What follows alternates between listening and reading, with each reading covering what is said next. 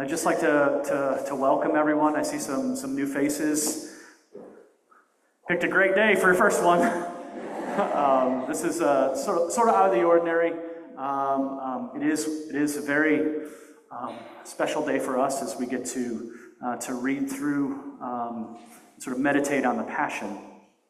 And among the church services that we've been given to sort of engage with through the church year here at St. Luke's, the liturgies that frame the heart of the Paschal cycle. So the time that we gather for church, from like Ash Wednesday to Easter Sunday, they're perhaps the most in-depth services that we have, with features in them that we do not experience anywhere else during the church year.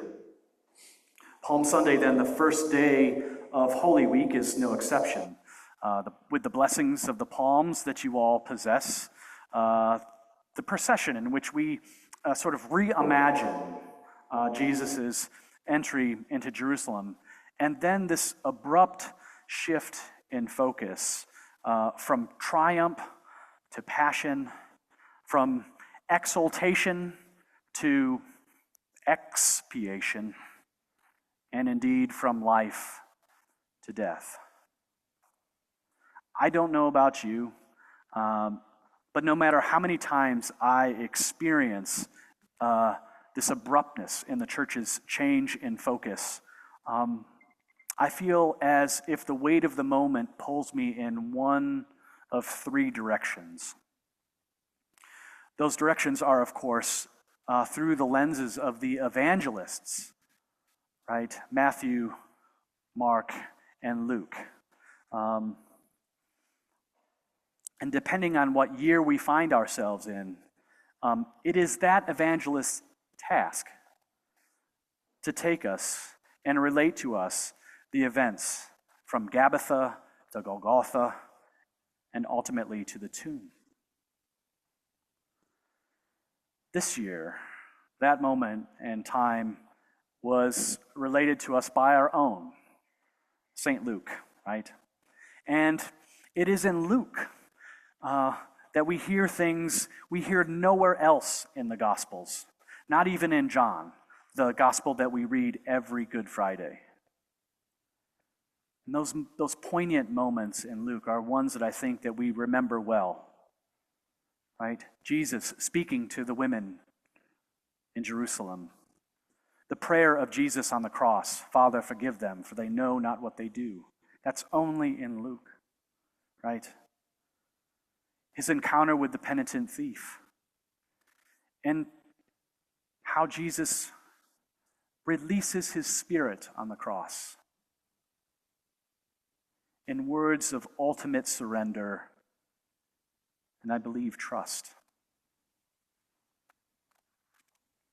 Perhaps no other moment other than Jesus' prayer on the cross captures our imagination more than Jesus' interchange with the men on his left and on his right. Not much is known of them other than what Luke captures and what Matthew says in passing.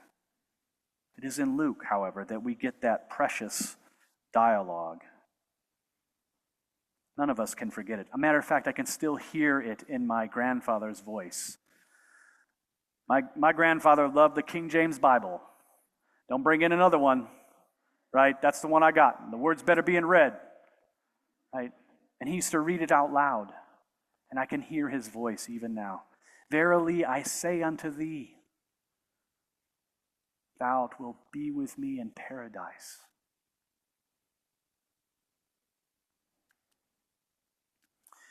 When Teresa and I got the chance of a lifetime to visit Lexi in Spain last year,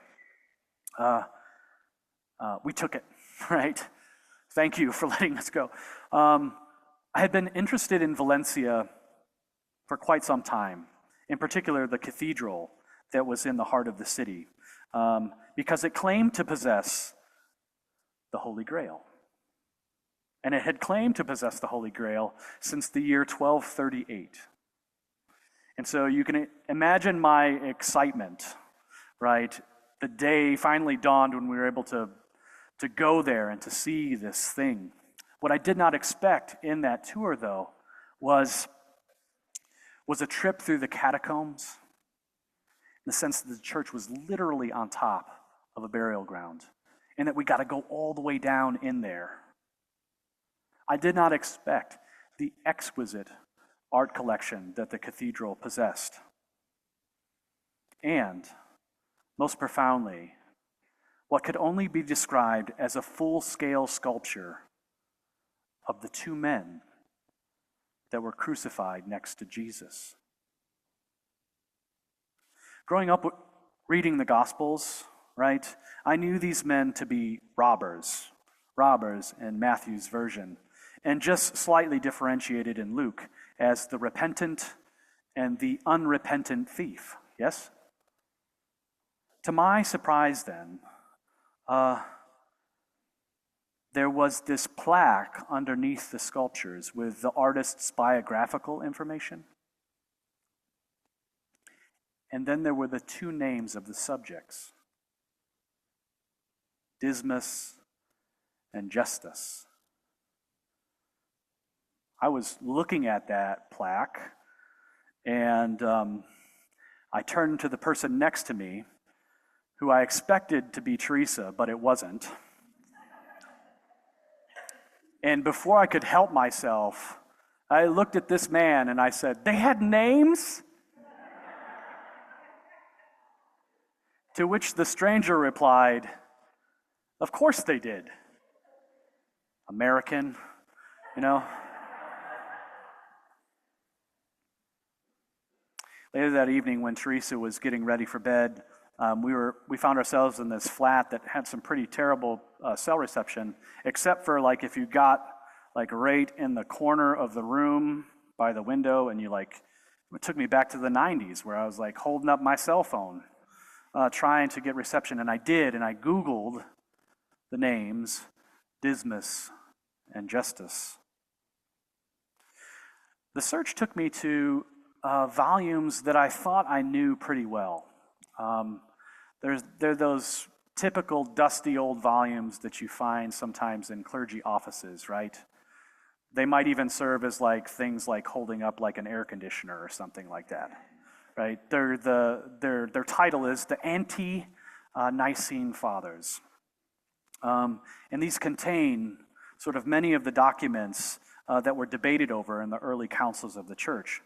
But I had never heard of documents that mentioned these two names. Luke, we believe, was written sometime, I guess, in the 2nd century, right? However, in the 4th and 6th centuries, there were two other documents, one in Syria and one in Italy, that both revealed striking similarities with that of Luke's narrative.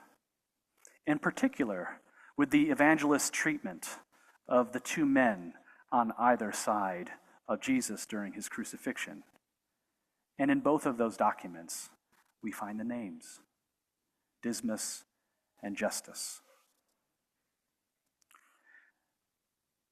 The Syriac Testament explains that these two men had been partners for quite some time, and that previously in their compact had created a den just off a well-known traveling route that took merchants close to the city known in the ancient world as Daphne, a fortified city in Egypt on the eastern edge of the Nile Delta.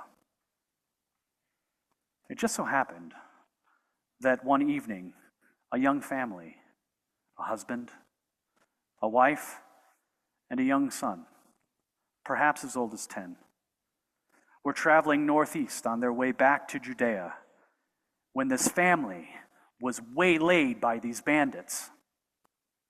Justus, the more impulsive of the two, started for the family. But out of nowhere, Dismas refused him. The family froze as this kerfuffle was happening, right? Until Dismas had finally overcome justice, and justice relented. Leaving defeated, this created space for Dismas then to turn around and see the young boy at his mother's side, pointing towards him. There is an exchange in that text that I'll leave for you to find. Okay? Don't want to ruin the thing. Suffice it to say, it was a prophecy of sorts, with the child mentioning to his mother in the end that he would see these two men again, albeit in a very different circumstance. Whether or not Jesus had met these two men before makes no difference to the extravagant grace that Jesus offered on the cross. And it is extravagant grace. But I do think that it was precisely that grace was so sensational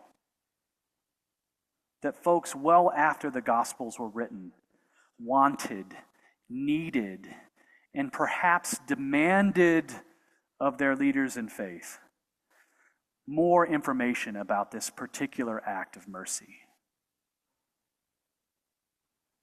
For that grace sits at the heart of our deepest desire, to know more about the things that we cannot fully grasp, the ache to understand, to witness, and to be there in that moment. At the foot of the cross, I remain mindful of who was there in Luke's story. We hear of a few, right? The women who had accompanied him. We hear of a Roman centurion who astonishingly praises God. And we hear of that voice beside Jesus asking to be remembered. But many are absent. Many voices in the stories that we have heard are absent. People we expect to be there. His disciples, his closest friends, and those who had sworn that they would never leave him. And perhaps in their absence, they missed the most profound teachings of all: the forgiveness Jesus offers his executioners, the compassion he shows the criminal beside him, and the surrender that he makes into the hands of his Father. These final words are offered not on a mountaintop where he's transfigured. They're not offered in the temple. They're offered from the cross. And they are the gospel in full. It strikes me that you are here. That you are here now. And I can hear that song. I can hear Rhonda singing this song, right? Were you there? Yes. For it is lament and longing. It's a witness and it's a wound. And we'll sing that song this week, the song that knows that the crucifixion was not only then, but it is now. That Christ crucified is to be found in the bodies of the broken, the cast aside, and the unseen. And our neighbors right here in Bartlesville. Christ is most definitely present. And the trembling, right, that we sing of is the feeling of that truth pressing into our awareness. So Palm Sunday stands as a testament that refuses to let us look away. It places us not as spectators, but as participants in the days before us. It turns the gospel into a mirror and asks, where are you in all of this? And maybe, in the trembling, we discover that we were there, that we are here, and that we are being called still to stand at the foot of the cross